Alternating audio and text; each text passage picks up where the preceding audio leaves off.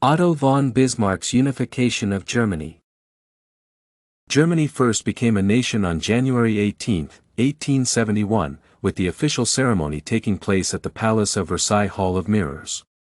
This became possible due to the efforts of Otto von Bismarck, a notable figure in the German and European affairs of the late 19th century as well as the first Chancellor of the German Empire. The militaristic orientation of Bismarck's politics allowed the country to become a major player in Europe despite originally being a collection of territories that previously shared nothing more than a common language.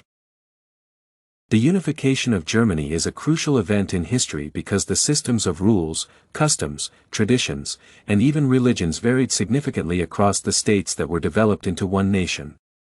At the start of the French Revolution, there were more than 300 of such states, with the idea of combining them into one country being distant until Bismarck's arrival to the global political sphere. With the progression of the 19th century, especially after several German states participating in the defeat of Napoleon, the ideas of nationalism became genuinely popular across the territories. However, these ideologies were predominantly shared by liberal intellectuals of the middle class and students who had a positive outlook on states uniting into one country not only on the basis of language but also because of common history. However, the attempted Reichstag that resulted from the European revolutions of 1848 did not attain the needed level of political power to facilitate the formation of a unified state with its national parliament. In addition, the ruling parties of that time, including kings and princes, were also opposed to unification because of their possibility of losing political leverage. As Otto von Bismarck was made minister-president of Prussia in 1862, he became greatly involved in the revival of the state as an important political player in Europe. The military forces of Prussia were greatly improved, with Italy assisting in the fight of Prussia against its historic oppressor, Austria. With the defeat of the latter in the 7 Weeks' War in 1866 allowed von Bismarck to form other states in the north of Germany into a coalition that represented the start of the Prussian Empire. The role that the minister-president played was defining in the formation of a state with emerging nationalistic views as well as the potential to develop a fully united Germany that would be ruled by Prussian leaders. However, as southern states were not conquered, it would take Prussia a war against a common history enemy to unite all territories into one country. Through a number of unique diplomatic methods implemented by Otto von Bismarck, it was possible to provoke Napoleon III into proclaiming war on Prussia.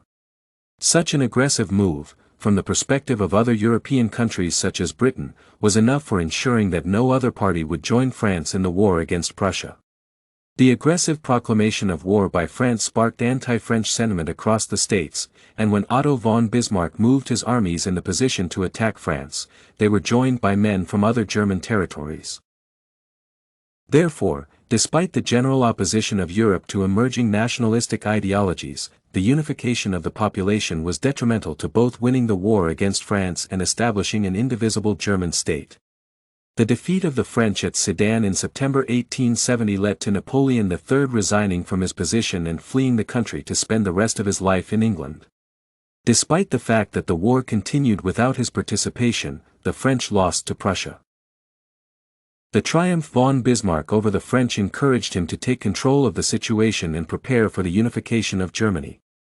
He gathered German senior military commanders and princes in Versailles to proclaim Wilhelm I German Emperor. The significance of this event should not be overlooked as the victory of Germany in the Franco-Prussian War proved to be a defining step toward accepting nationalist ideologies of the states. Previously, both Austria and Prussia competed to support the German interests both abroad and domestically. However, the victory over Austria, which was opposed to Germany's unification, allowed Prussia to assert its authority internally and defend the nation's interests. Also, the victory over France strengthened the power of Prussia as a potential reinforcer of unification and brought the issue to the international level. The proclamation of Wilhelm as Kaiser allowed Prussia to assume leadership of the newly formed empire while the southern states becoming officially included in unified Germany through the Treaty of Versailles that officially ended the war. Otto von Bismarck was behind the transformation of Germany from a loose confederation into a federal nation-state despite the opposition from other European political players. The unification became possible because of his building upon the tradition of legal and economic collaboration.